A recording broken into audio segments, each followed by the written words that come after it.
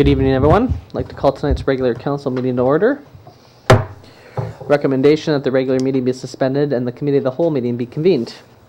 Moved by Councillor Niche, seconded by Councillor Cunningham. All those in favor? Motion's carried. I'd like to call tonight's committee of the whole meeting to order.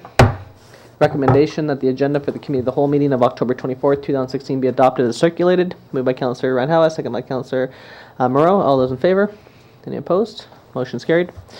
Okay, so this is an opportunity for members of the public who wish to come speak to council on any topic of their choice in an informal setting could come forward to the microphone and express any concerns or questions that you may have for council.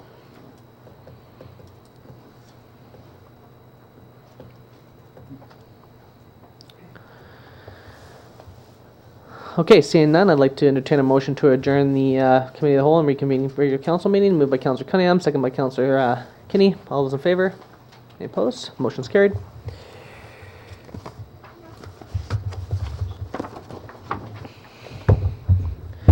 Okay, I'd like to recommendation that the agenda for the regular council meeting of October 24th, 2016 be adopted as presented. Moved by Councillor Randhawa, second by Councillor Moreau. All those in favor?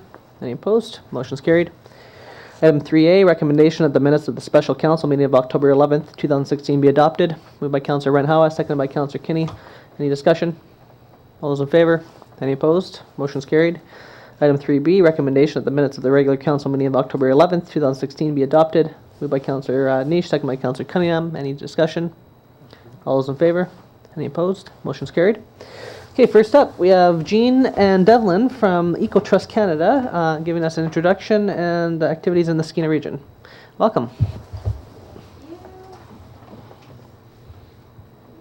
Switch this. I know we have 10 minutes, so I'm starting my stopwatch. Okay, so thank you all very much for having us. My name is Devlin Fernandez. This is our president, Jean Pogge.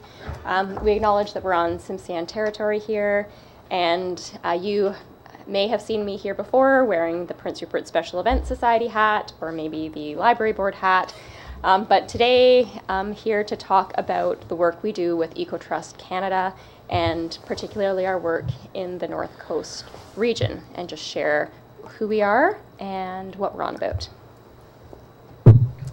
Well, it's really my pleasure to be here. I've spent the last several days talking to people who are residents here in Prince Rupert and learning about the importance of our office here, and I want to tell you now, we're committed to staying. We're delighted to be part of this community, and my staff is fully integrated, as you know, from Devlin and Amanda and Chelsea and Jerry. So thank you for this opportunity. And I just wanted to tell you a little bit about who Ecotrust Canada is. We're probably the neighbor that you know well but don't really know. So we're a 21-year-old federally registered charity. Our home office is in Vancouver, and we have an office here in Prince Rupert. But we work with people in programs across the country, usually with other organizations that are strategically aligned. Our role is to build solutions for people in place. We believe in community, like Prince Rupert, and we seek to find ways for people to earn a living in those communities so they can stay where they want to stay, where their heart is. And we always seek to balance environmental, social, and financial returns. So we are a triple bottom line, enterprising nonprofit is what we call each other. So our mission is to build economic alternatives that benefit people in a place they call home.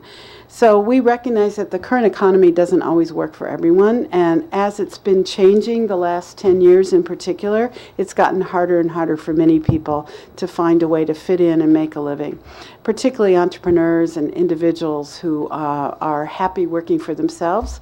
They're finding it harder and harder. So we try and design new systems, new companies, new ideas that can help people really continue to be located in the place that they live. And once again, as an enterprising nonprofit, we often start businesses. So we started a business called Climate Smart that does carbon tracking.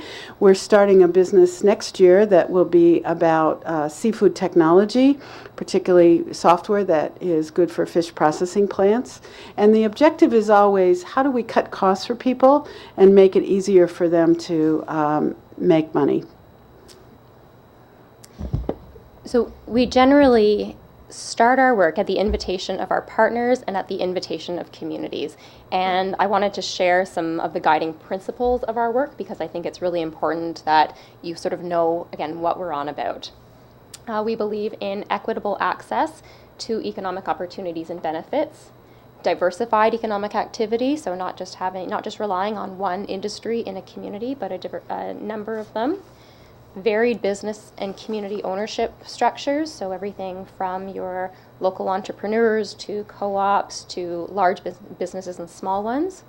We believe in greater local control over and benefit from the decisions that affect resource use and development. We really support business activity that adds value to natural resources, so whether that's secondary processing or value add. The recognition of Aboriginal title and rights. Information democracy, so basically making sure that information is transparent and people are making decisions with the best information that they can, and information is shared in a way that people can understand it, and also supporting resources that meet current needs without compromising the needs of future generations. So that's a lot of words. So what do we really do? What do we really focus on? So we believe communities hold assets, and those that are naturally occurring and renewable are of high value. So we focus on 4 of those. Forests, so we have a very rich program in sustainable forest management. We did the Chickamus carbon trade last year with Whistler and Squamish and Little Nations that monetized the value of not cutting trees, so the First Nations could realize money without doing quite so much logging. And we do other sustainable forest management projects.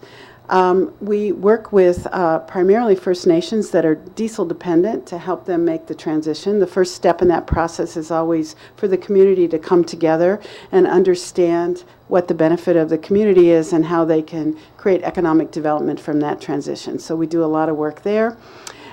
We work a lot with knowledge, local knowledge. We believe that people have local traditional knowledge and knowledge passed through the generations. That's important. So we do GIS mapping, we do data visualization, we do research, we do reports that help make information usable for people for decision making. And then finally our fisheries work, and that's what you probably have seen the most of here. We are the electronic monitoring provider for the Area A Crab Association. We also do a lot of work with community fisheries. So we have a license bank, we have a revolving loan fund in one community, we have a fisheries diversification model where you can plug in the type of fish, the size of boat, and see if you can make money doing that, if that's the license you want to go after. So it's a tool for communities and individuals to really figure out how fishing can add value. And all of that's about a resilient economy. You know, in the old days it was pretty easy. Things recycled all the time. We've gotten a long way away from that as things have become commoditized, and now we're trying to say there's still value in that resilience. In fact, that's the best kind of community, one that's resilient and sustainable. So our approach is always place-based. So here in Prince Rupert, it's pretty obvious. We do boots on the ground. We build trusted relationships. That's been one of my pleasures to come here the last week. Everybody I've talked to have said, oh, we're so grateful that Ecotrust works in partnership with us. And they really add value. That's what we want to do. And we're innovative. I mean, if you had told me this tiny little charity was going to create electronic monitoring and be one of the 4 top companies in the world that's providing electronic monitoring, I would say, no, no, no, no. But in fact, we are. That's what we do. If you would have told me this charity could figure out how to do software for a tablet so fish processing plants can go from paper to technology, I would say, oh, but we do it. So that's what we do. We're always looking to innovate and grow good ideas to scale. And part of that is always engaging stakeholders. You know, the process on Saturday was heartwarming, and I compliment you, Mr. Mayor, for kicking that off. That's what it's about, finding what usually in a community, the ideas are there, it's liberating them and letting everybody see the light of day with what's going on. Making sure that it's real needs, not, you know, phony reports that sit on a shelf. We try not to duplicate, we stay in our lane. We build local capacity, and we take any lessons from our on-the-ground experience and pass them up. I've been to Ottawa twice. I came to Ecotrust Canada in January from the States, And I've been to Ottawa twice, and I've been most impressed how eager they are to hear about what's going on in communities like Prince Rupert. So I encourage you to continue to raise your voice, ask for what you need. Now is the time. They're all gathering input. Very, very good opportunities to come, I think.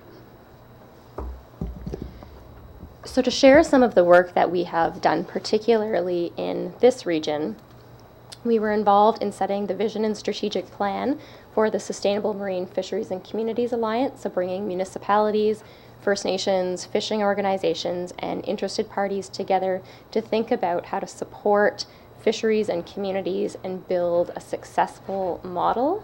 That work started in 2008, bringing together municipalities and organizations between British Columbia, Alaska, and Washington, hosted in Prince Rupert, to share lessons across the border. And I know that there have been a number of sort of continued discussions around that and lessons learned between Southeast Alaska and the North Coast.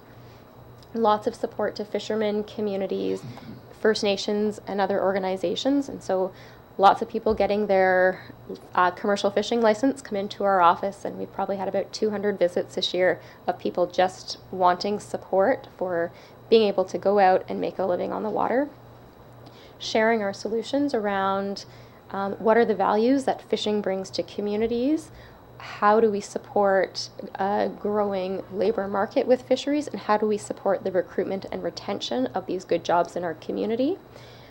Fisheries monitoring and training systems, as Jean mentioned, our work with the electronic monitoring, and mapping and knowledge systems. So our office is the one just down the road on 3rd Avenue that has all the big maps in the window, and we get both tourists and locals stopping there to point out and say, oh, I've been here, here, here, and here. And as we move forward to the future, we have a commitment to stay in Prince Rupert and help build this as a model of a resilient community. We have 4 full-time staff, and depending on the year, 1 to 12 seasonal staff. We support student internships, ongoing partnerships, and really testing new technologies and ways of doing business. And at the base of it, supporting healthy ecosystems and communities. And so I think we are at our 10-minute mark. But again, thank you for your time, and if you have any questions, we'd be happy to answer them. Question from council? You touched on traditional industries in Prince Rupert, like forestry and fisheries and that. Do you engage in any other industries that are coming in? Like, in energy type industries and that? Because I know some of these traditional industries clash with new energy industries, and I just wonder where your stand is on that. We're not an environmental Sorry, NGO. there you go. Oh, there we go. Sorry. We're not an environmental NGO. We're really sort of the combination between environment and economic. We really believe in the power of the market to move things forward. On the other hand, we have not engaged with the LNG type organizations, because we are really focused on, the one thing we do in energy is focus on helping people transition from diesel fuel powered electric into renewable sources, which is cheaper, cleaner, much more reliable for industries who work within their town. And I would say that our particular projects on sort of the larger energy front have been around supporting communities, making decisions around that. So providing them with either sort of maps, tools, information, and breaking that down so they can see how what is put forward to them meets their objectives or doesn't. Other questions? Okay, just want to thank you very much for your presentation. Thank and you. Also to thank you for attending the Redesign Rupert Recharge event, and to Devlin, who actually was one of our facilitators and volunteered her time to help facilitate the discussion. So thanks again for that. And thanks for the presentation. Thank you very much. And what a surprise, Devlin wearing another hat. Okay, next up we have Tessa Gill and Derek Baker from the Pacific Northwest LNG project regarding an update from their SIA approval process. Welcome back.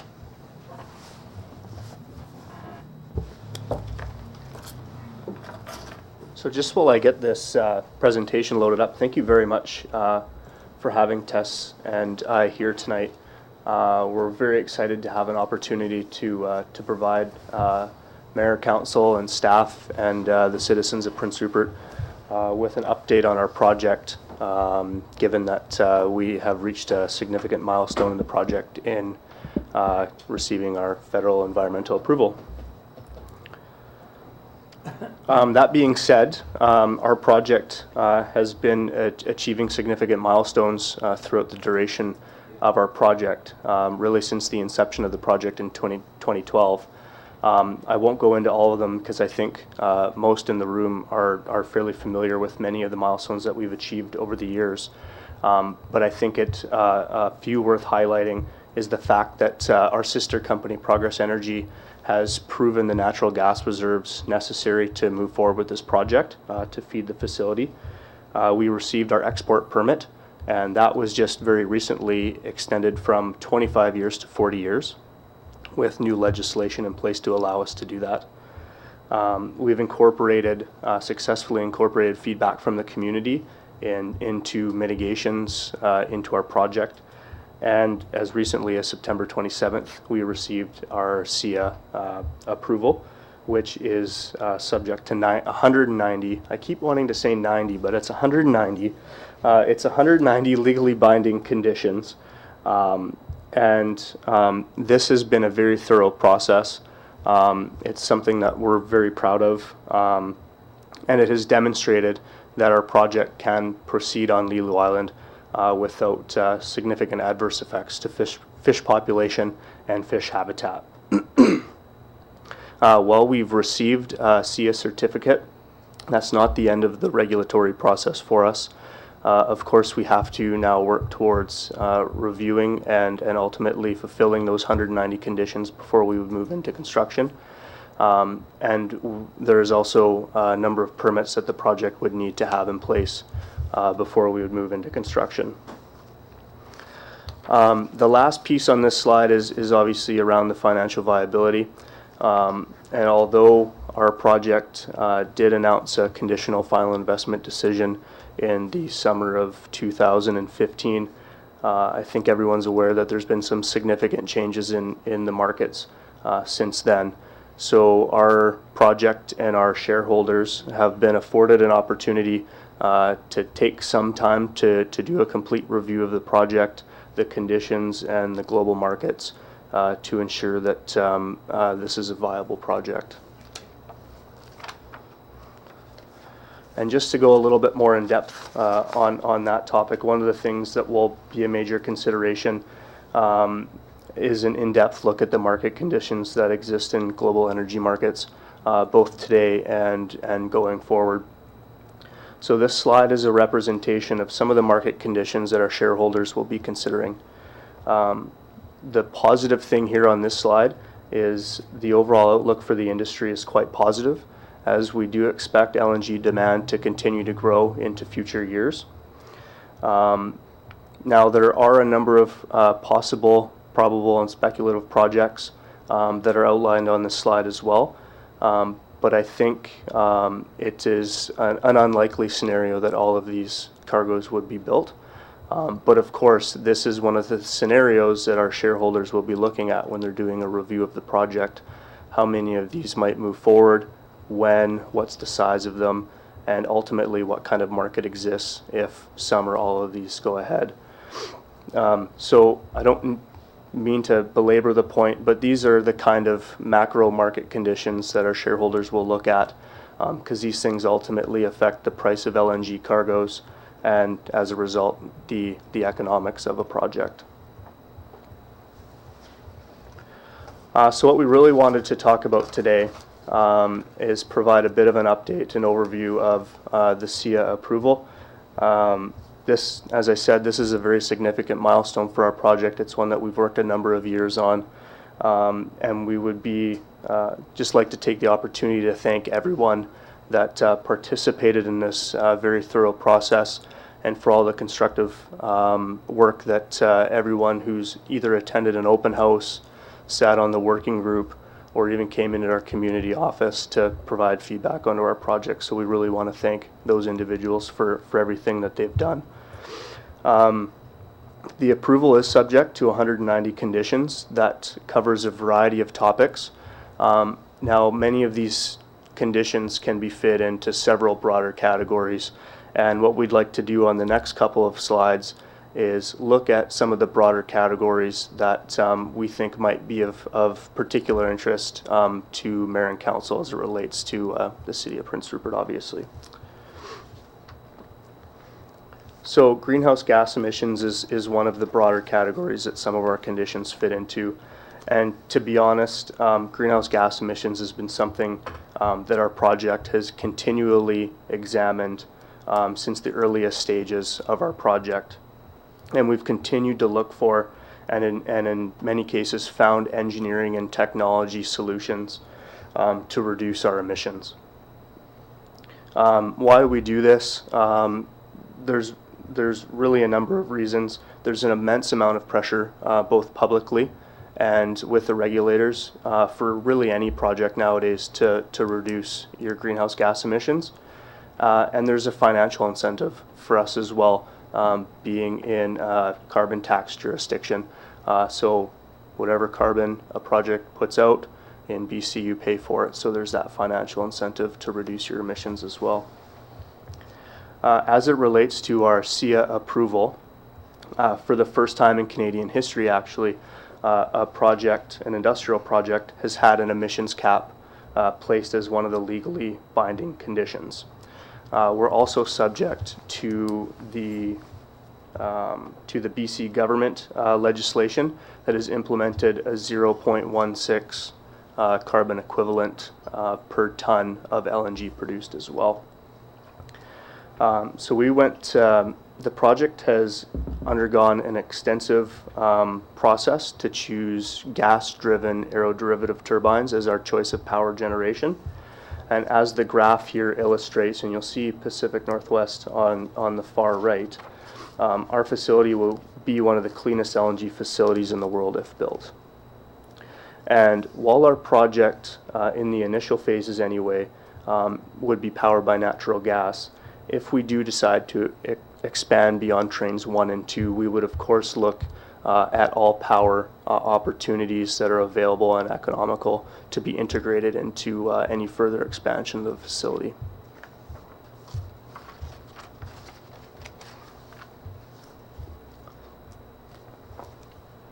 So air quality is addressed in both the SIA approval and in our BC EAO approval. So we have two conditions, one provincial and one federal, that covers the topic of air quality. The BC EAO condition requires us to monitor air, soil, and water as it relates to potential effects from air emissions related to our project. This includes the monitoring of drinking water in and around the project area. We're required to provide monthly reports that will be available to the public. And furthermore, we're required to ensure that the potential effects, any potential effects, are mitigated. Our SIA condition requires monitoring to assess any increase in acidification, and I apologize if I get this wrong, eutrophication, and that could affect fish and fish habitat in local freshwaters. So modeling of air deposition in the area has identified a number of potential sites where this monitoring could occur, but it's ultimately up to the regulator to provide some direction on where those stations would be set up. The type of mitigations really depends on the circumstance. But I think it's worth stating that the studies have shown that any significant acidification above normal background levels is not anticipated.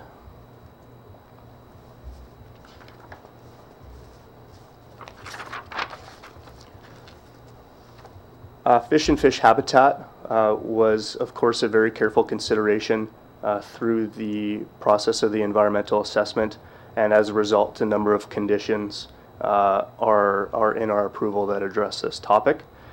As I stated, our SIA process was lengthy, thorough, and very detailed. The level of detail that we were asked to provide is something that's normally reserved for the permitting stage, but our ability to provide that level of detail was ultimately what gave the regulators the confidence in recommending our project would not have significant effects on fish populations or fish health. So after extensive discussions, a number of important mitigations have been established and outlined in our conditions to even further minimize the potential impacts on fish and fish habitat.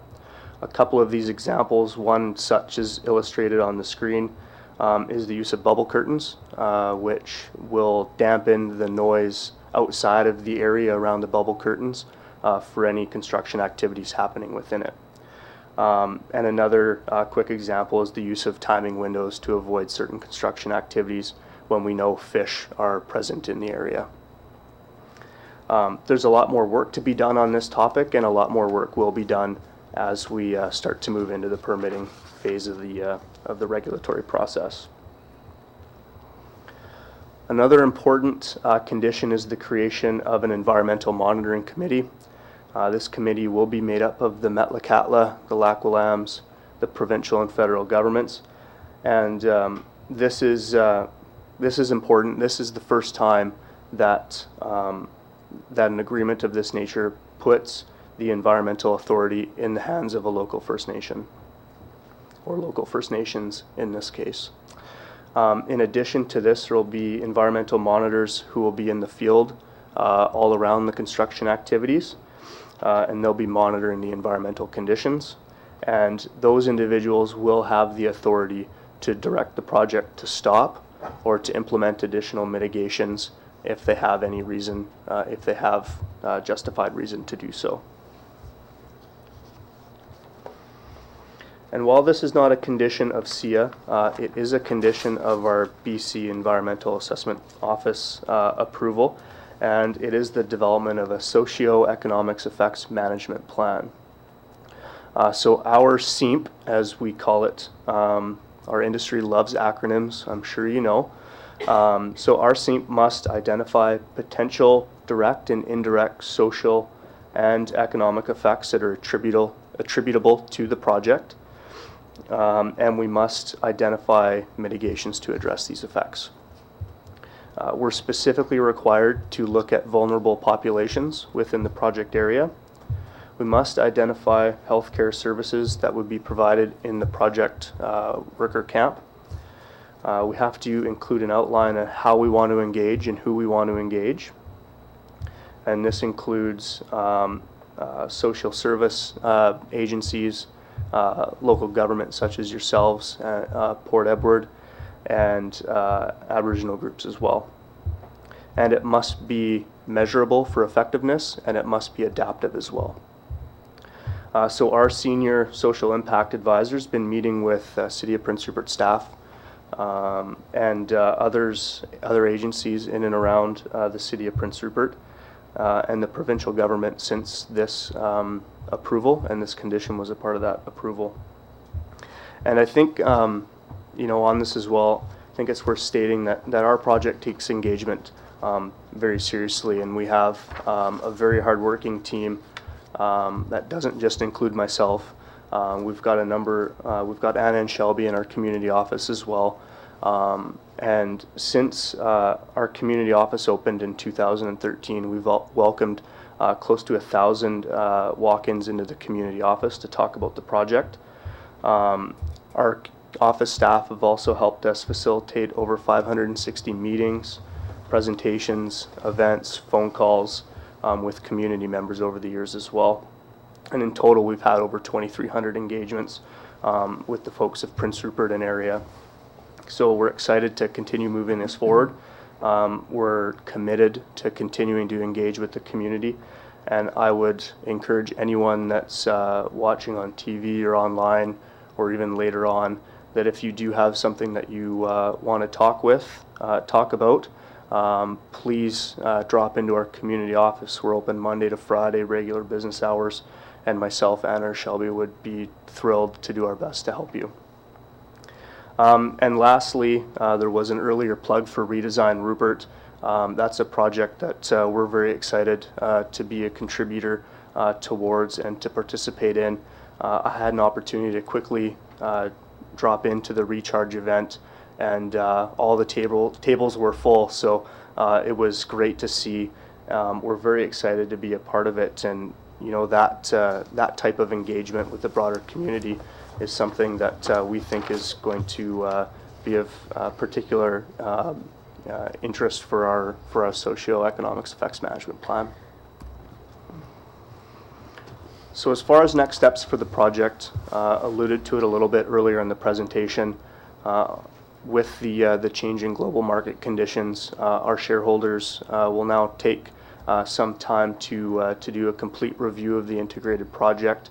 I think that's an important thing to remember. Our shareholders aren't just invested in Pacific Northwest LNG, they're invested in the entire supply chain. So they are looking at everything right from Progress Energy right down to their home markets. But I think the encouraging thing is, you know, with Progress Energy, they have access to a world-class resource in Progress Energy in the Fort St. John area. So that cannot be lost. So in closing, I'd like to just take a quick moment to look at some of the images on the screen. Our project's been working very hard since 2012 to establish ourselves as good corporate citizens, and I like to think that we're on the right track with that in that respect. We've invested heavily in the community even before a financial investment decision in the areas of education and skills training, number of not-for-profit groups, community events, and recreational sites. So to date, we've invested close to $1 million in a number of education and skills training initiatives.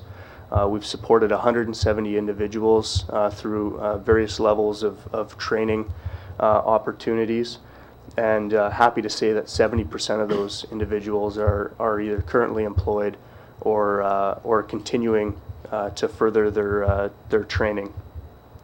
And in the top right, you'll see one that I'm especially proud of, is the grand opening of the Tall Trees Trail. Thank you, Mayor, for being there with us that day. The skies cleared for us for those 5 minutes to get a photo, and then it continued to rain after that. But this $125,000 investment, we're very proud of. It's a great excuse to get outside, and I hope everyone gets an opportunity to use that sometime soon before the winter hits. Just to close, thank you very much again. Thank you to everyone who participated in all, doesn't matter what part of the SIA process, thank you. And Tess and I are happy to do our best to try and address any questions that may come of the presentation or even anything that we might not have discussed. Great, thank you very much for your presentation. Councillor Cunningham. A couple things. First of all, I drove in on the highway on the weekend, and I thank you for the Tall Trees Trail. It was, if half the cars parked there were on that, then it was well used. A couple of questions. You're talking about monitoring in the area. Is that area going to include swathlands and that? Because of the predominantly southeast winds, it's a concern that people have brought up, and I think if you have the cap that you're talking about, it shouldn't be a problem, but will you be monitoring our drinking water? I'll do my best, Barry, but I think I don't know all the sites that have been identified, if I'm being honest right now. I do know that some of the air deposition modeling does identify some of the areas that are of particular interest. I don't know for sure if Schwatlands or Woodworth, which are Prince Rupert's primary water sources, have been identified in that. I think if that is of particular interest, it is worth raising that with the regulators, who in this case would be BCEAO if it is a drinking water concern. as they will ultimately direct us where they would like that monitoring gear to be placed. Okay, now, possibly it was up there, but I didn't, you went through the slide so fast, the different emissions from different LNG plants in the world. Did you have Norway in there? I believe it's, correct me if I'm wrong, Malcoa? They're well known for, they're considered one of the most efficient and cleanest LNG plants in the world. And I'm just wondering, I didn't see it up there, but my eyes are fading too. So the one in Norway is called Snøhvit, and it's there. It's got the ratio of tons of LNG produced per ton of tons of CO2 produced per ton of LNG produced. Is the ratio is 0.22, and that is what we originally said in our environmental impact statement we'd be able to reach, and we'll be able to reach slightly less.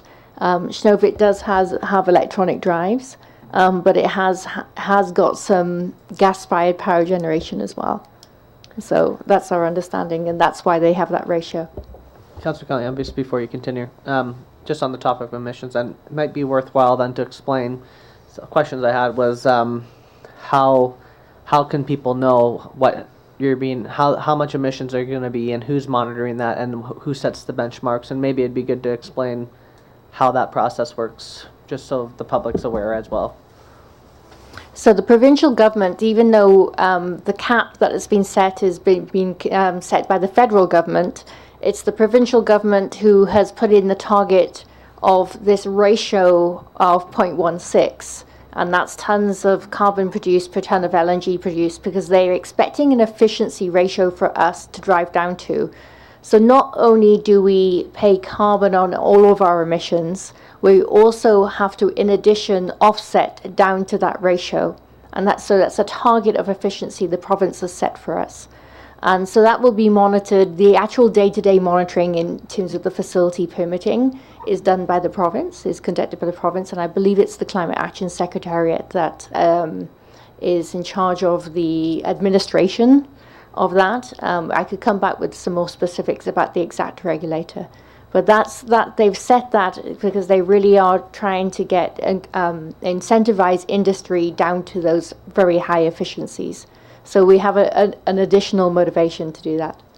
So there is another body that's going to be monitoring emissions essentially on, it's not just PNW saying here's our emissions and...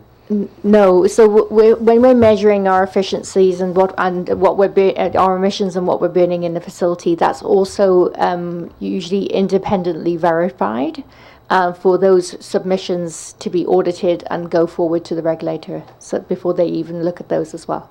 Thank you. Go ahead. Did you participate in the Prince Rupert airshed study? I believe we did. I haven't seen the final results of it yet, although I believe they're out now. So I believe they are, and I don't know all of the details, but I understand that from our facility alone, there's not found to be any issues. But you know, I guess that I think there's some recommendations that we'll continue to look for, if you like, for other projects, et cetera, in the future. And my other question is, have you any plans in the future of switching from gas turbines to electric? So the switch would be a much more challenging change, and so for the actual turbines for compression, for the ones that get installed, they would stay. For future expansion, you have to look at the best technologies, the power supplies in the area, what's available. And as Derek said earlier, I think for if even when we're considering expansion, if there are good viable alternatives for power supply that are reliable, and remember when we need reliability, we're always also looking for secondary supply systems, like what we call redundancy, so that we can ensure supply, consistent supply. And so if we have those things available in the region, those are things that certainly will be considered. I know at UBCM 3 years ago, I had a discussion with some of your engineers, and they were informing me that the cost of putting in a parallel system would be very expensive, but if it was done at the beginning, and then even if it was redundant for the first few years, it would still be there. And when the source of electricity was more reliable with Site C Dam or anything like that, then you could switch over. And if that was done in the initial construction stage, it wouldn't be that much more than if it was done later on in the project. So I think there's two things to look at. One is the compression power and the turbines that are required for compression of the coolant that makes the gas cool and therefore into liquid. And the second thing to look at is what they call the ancillary, the rest of the process and the power for that.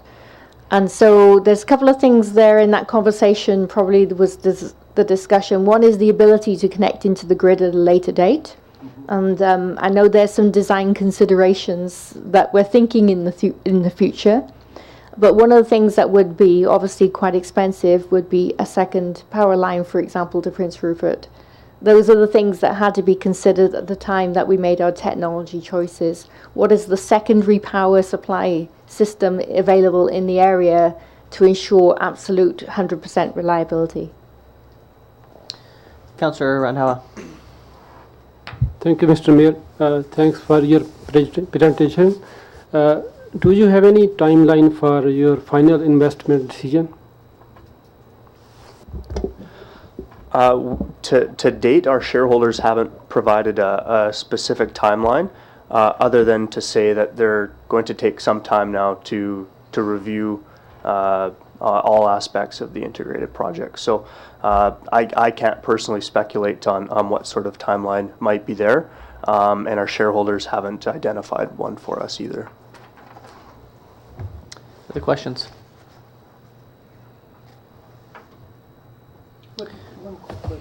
None of the other original shareholders have ever pulled out, have they? Nope. Not like other projects. Okay, well, I just want a final comment is that just for the public's awareness that we are still engaging in negotiations with Pacific Northwest LNG over an impacts benefits agreement that covers a variety of topics on infrastructure concerns, social concerns, environmental concerns, and so we're going to continue down that process with the company. And so I just want to thank you for your time today, and I look forward to seeing some more updates moving forward into future. Thank you. Thank you. Thanks again for having us. Thank you. Thank you. Okay, next up, we have our city planner regarding an application for development variance permit 120 George Hills Way at the Yacht Club. Welcome back, Mr. Cricket. Thank you, Mr. Mayor. Just a couple of seconds here.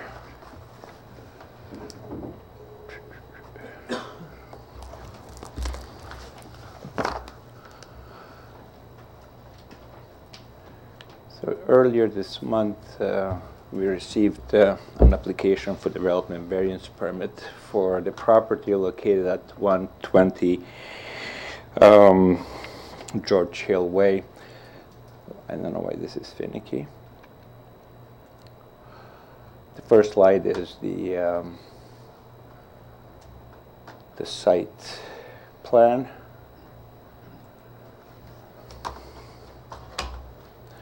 The site plan. The application is to increase the maximum height from 35 feet to 47 feet, which is a 12-foot difference, or approximately 3.6 meters. Now, council had this project in front of them and approved development permit 1604 for the same project in March of this year. Information provided at that time did not indicate that any part of the building would be above the permitted height. When the project architect submitted the detailed drawings, the building inspector noted that there is a requirement for variance, and therefore this application. The the height is indeed over the allowable height permitted. However, the influence on views to the harbor are minimal. Additionally, our staff also noted that perhaps the light and the architectural feature, which is the a lighthouse, may have some negative effects on the neighborhood, to which end the project architect provides the following assurance. The Prince Rupert Row and Yacht Club own a vintage lantern which will be reused. However, the 50-watt light bulb will be modified down to a lamp with modest output.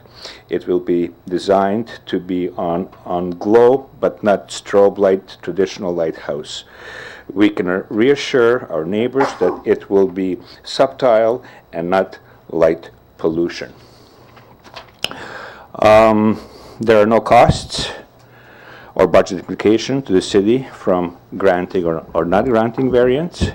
The applicant requires approval to proceed to public notification. Since the primary effect on views is for the residents of 4th Avenue East, the staff recommends, in addition to the recommendation include the agenda, that notification be issued to additional property as illustrated in attachment 2, which is in front of you. The donut-like shape is the mandatory, according to our procedure, distance of 50 meters to notify the neighborhood, and the area that's above it is the area that staff recommends be included. And that concludes my report, Mr. Mayor. Thank you. Okay, so the recommendation is that the development variance permit application number DP 1619 for 120 George Hills Way proceed to public notification. Moved by Councillor Kenny, second by Councillor Kinney. Any discussion? I think this is a great idea. It's really going to enhance the waterfront. We look at our waterfront sometimes and it's kind of drab in that, and this is going to be a very bright light in the waterfront for any ships coming in, and it's also going to be very visible from land.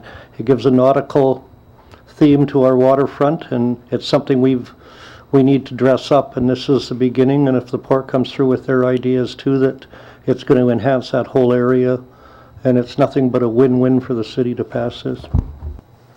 Any further discussion? Question. Okay, all those in favor? Any opposed? Motion's carried. Okay, I think that's everything from you. Thank you very much, Mr. Planner. Next up, we have two reports from our Director of Operations regarding the clean water wastewater application for the Woodworth Dam and for the submarine lines.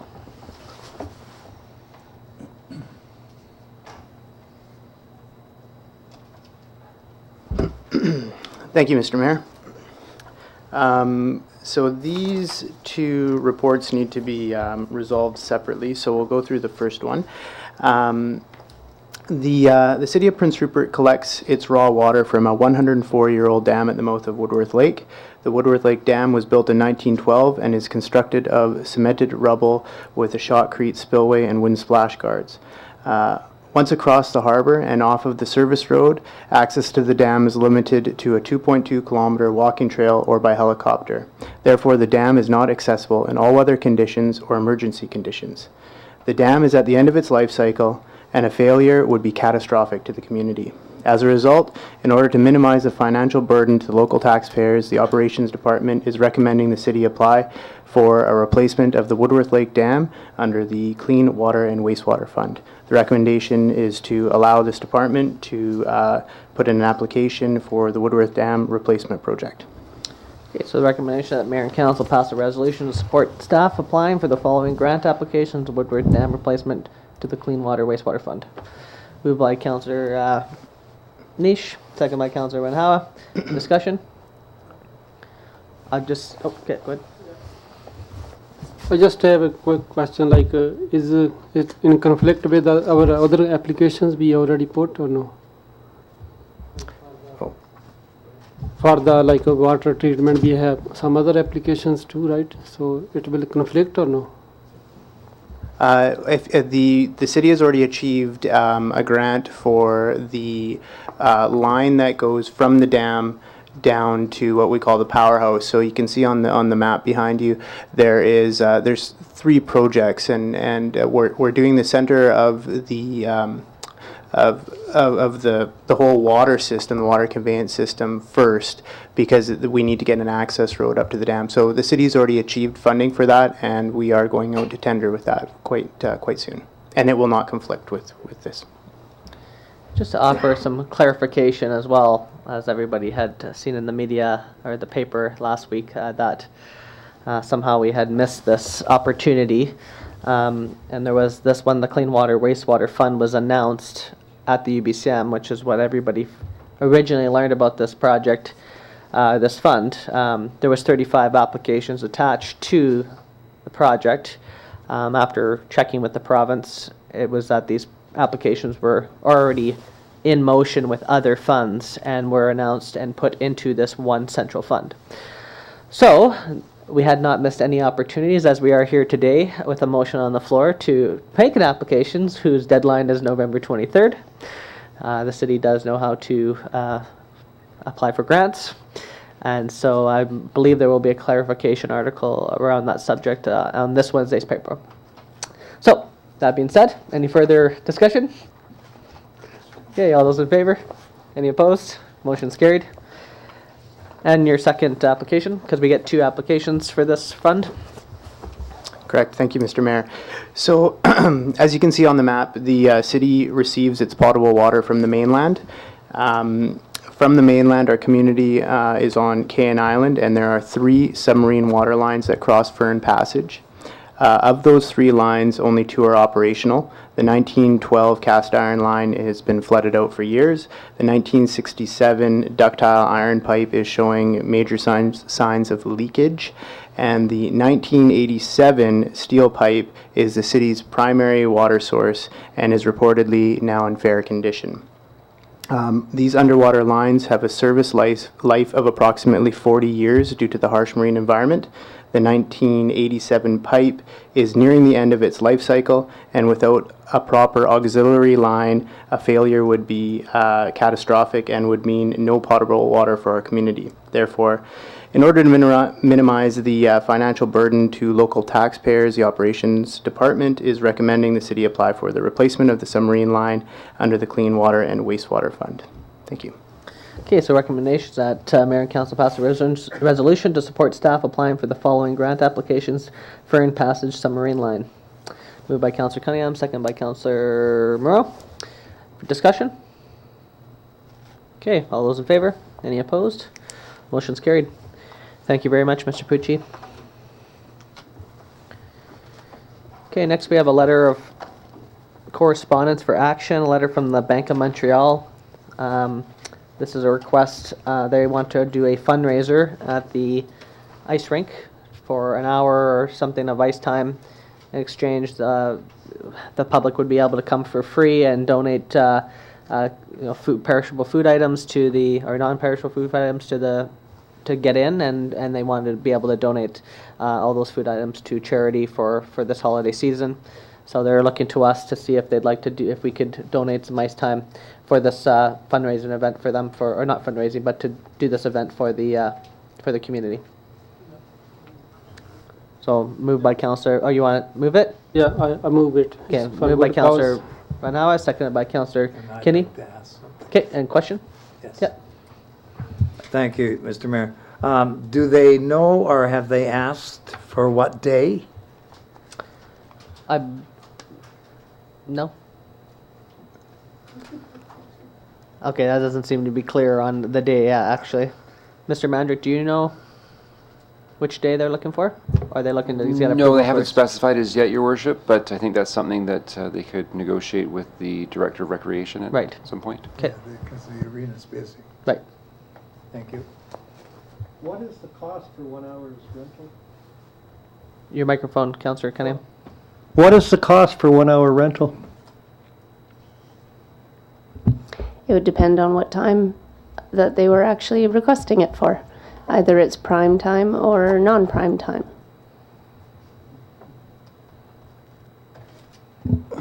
The only one thing that I would have to say about the negative thing about this is, I mean, it seems like a great idea to do this, but we all know that the position we were put in with raising our fees and charges for the facility already,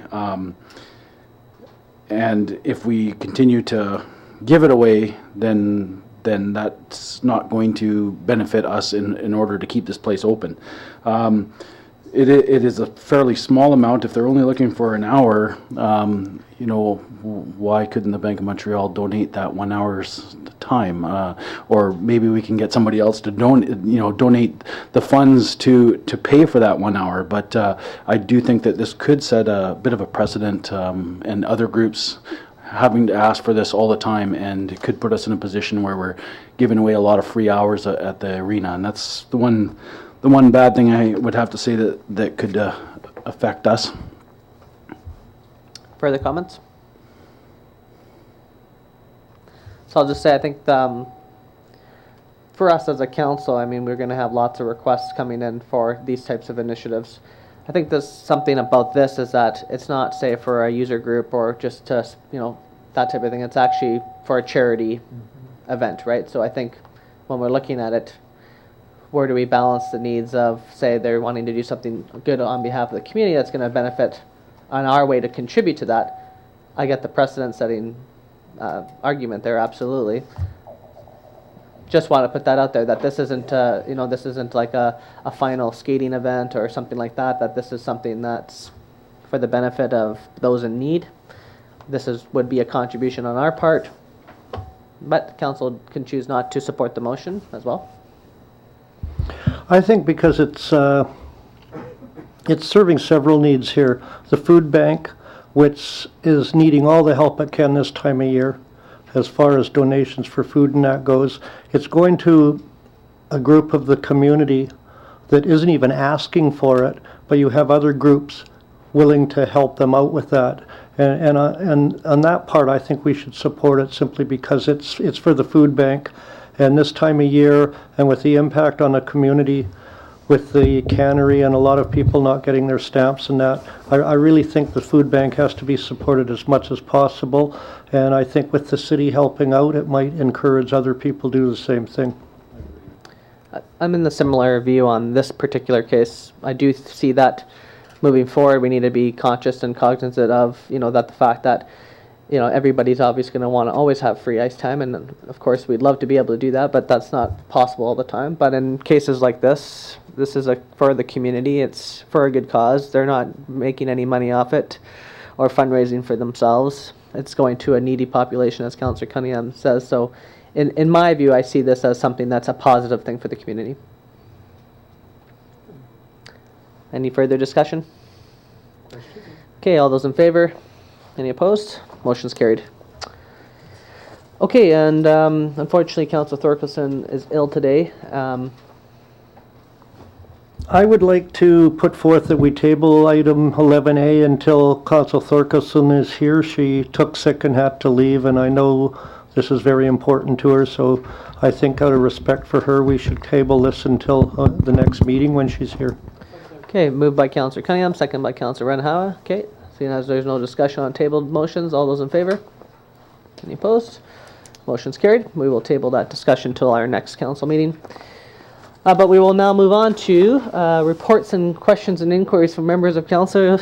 Is there anybody else besides Councillor Cunningham who's smiling at me right now? Councillor Cunningham. Okay, I have a couple of questions. First is, I noticed in the summer that we had contracted out our line painting to our streets and that. I would like to know how much that contract was, and if it's going to be a continuation from year to year. Okay. And my second question is, in January 11th, 2016, we as council gave direction to the staff to approach the PAC, the museum, and the library to engage in contracts so they didn't have to come before council every year for enhancement grants. I now understand that these contracts are in negotiations but haven't been completed 10 months later, and that these particular groups have now been asked to apply for enhancement grant funding. If this is true, I think it's putting a big burden on these organizations that are just about driven by volunteers and it's taking time away from those volunteers to do their job for the institution if they have to apply for an enhancement grant and are told at the last minute that we're changing in midstream for that. So I'd like to know exactly if that's true, and if so, is there not another alternative to them applying for an enhancement grant at the last minute, or giving them a definite extension to it? I'll just say that, first of all, doesn't happen overnight to have 3 organizations present 3 long-term budgets based on their projections, working with us on our budgets and trying to figure out how we meet all those needs. So in terms of saying that staff hasn't done anything or something like that for 10 months, I don't completely agree with that argument. However, that is currently in discussion, as you know.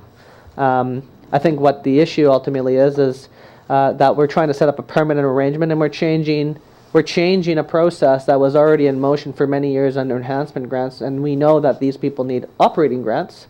So there's a whole variety of questions there, and needing to move from one train to another. And if we do it, we're going to do it right, make sure that the contracts works for them, works for us, that they give long-term certainty, which is basically in the motion now. However, with the enhancement grant process, there is a possibility that we don't get it completely signed off in time. So as a backup plan, just in case we don't do that, it was encouraged that they still have their community enhancement grant process in place, so that if there was, we didn't catch the timeline of the contract versus that they're still able to go into funding in a legal sense until and such time as we were able to sign off on these contracts. So unfortunately, these things don't happen overnight. They have 3 different organizations that have 3 different needs, and our staff is regularly having conversations with them about that. So the deadline for the enhancement grants has gone by, if I understand. That's correct. So we're giving them an extension to get this into place now. I think that the applications for enhancement grants have already been submitted. Is that correct, Ms. Baumann? I can find out from the executive assistant who is receiving all of them. Right. So I believe it was notified to them that do this anyways as we're doing this conversation, because once we get it signed off, then there won't be this problem in the future, right? It'll just be continuation of contracts. Did you have something to say there, Mr. Manager? But we had started this program and this process following the resolution some time ago, but some of the parameters changed. That was requirements that council wanted us to do in the last few meetings that have now put getting into the contracts and getting them complete much more difficult than it was before. All I've seen in the last few meetings is the finalization of the figures in that. And that came to us just in the last meeting. So there has been changes, Councillor Cunningham, over the process on scope and those things, as well as with the library. There's the Library Act. We have to ensure that the contract falls within the Library Act and our duties to that. And how many years we were going to go and those types of things. This is something that staff is working on. I'm not sure it's a massive issue at the moment. I haven't had any issues with the organizations about that. But this is the first year it's going to be changed, and once it's changed, it's going to be a great process moving forward for all these groups. Okay, I'm not saying that staff hasn't been doing anything. I just think that, I would like to see this come to an end as fast as possible, because these groups are looking for their funding for next year, and it's going to affect how they do things if it's... We're absolutely aware of that. Further reports from council? Okay, I'll just quickly say another big congratulations to everybody who participated in the Redesign Rupert Recharge event. Many volunteers came out to help facilitate, record notes, We had hundreds of people from the community show up and actually actively participate in the process. We even had our fine newspaper reporter here, who is Mr. Balloon filler-upper extraordinaire in the morning. So thank you for that as well. And he put lots of time in from 7 a.m. And the good thing about this whole process is that the entire community came out en masse to participate. And that is just the beginning of something much bigger that is emerging here with this redesign process. I do want to say that, I've heard a lot of feedback saying, what's going to be different? We've had meetings, we've done these types of things before. What's really going to change? And the fundamental structure of redesign Rupert process is actually, it's built into the design process for action to emerge from this process. So it's not going to be some report that's generated that's just given to council with 100 lists of things for us to now additionally do on top of the 100 things that we already have to do. What it really is about is that action groups are going to start to form around the topics that were identified by the community themselves. And based on that conversation that happened, a lot of energized folks had come out and they had signed up themselves to be part of these groups. And it's all about building the community's capacity for the community to take ownership over these issues and to start the process of becoming more involved with reshaping and redesigning this town. And so what you'll see moving forward is more these action groups emerging. And if you are interested in being involved with this initiative, go down to the redesign office down at Community Futures office. They're open, I believe, from 10 to 12 daily. I could be wrong about that, but they're there for 2 hours a day at the moment. They have an email, website, all that, Facebook. You can get them, hold of them there. And also that at the end of November, as part of redesign, we have a design team coming up where you're going to be able to participate in design charrettes around 3rd Avenue, around Seal Cove, around city-held waterfront properties. And what's going to be different about that is that I've heard some comments about how we've maybe done some design guideline work on 3rd Avenue. However, at that time, we had engaged business owners around, maybe what facades should look like. A big shout out to Remax on their design of their facade. It looks fantastic, fits the criteria that we're looking for. However, this is much different in the fact that we're going to have a conversation about, what the economy of 3rd Avenue is going to be moving forward into the future. What is the future of 3rd Avenue? How is it going to survive into the 21st century if we're really going to revitalize it? And also that if we do have some sort of design generated that's actually landscape architectural design works done, that as a city we can then actually apply to granting agencies to apply for funds to start the process of actually constructing some of this design work. We can't do that with just design guidelines. So this process is going to be fundamentally different. We want everybody involved with that. You're going to have an opportunity at the end of November to do that. And we'll start with the first process step, which is to get designs done. And then from there, we'll take our next steps, whatever those steps may be. But in the interim, we did receive $75,000 from NDIT, and I will say that to those who believe that, where is that? How much $75,000 will do, really? Well, I argue, how much would $0 do? So it's better than no dollars, and so we'll start with that, and I'm very excited about it. I think it's going to be huge for the community. So stay up to date with redesign. It's the community's way of plugging into our initiatives, and looking forward to seeing that keep moving momentum forward. Thank you, Your Worship. Just to let other people know, we weren't trying to hide from not being there, but we were at meetings, just so that they know we were doing city stuff. Right. If we weren't seen there. Councillor Kinney was at a regional district meeting that I skipped out on, and he took in my behalf for this event. Anything else? Okay, motion to adjourn. Moved by Councillor Winahau, second by Councillor Morrow. All those in favor? Meeting's adjourned. Good.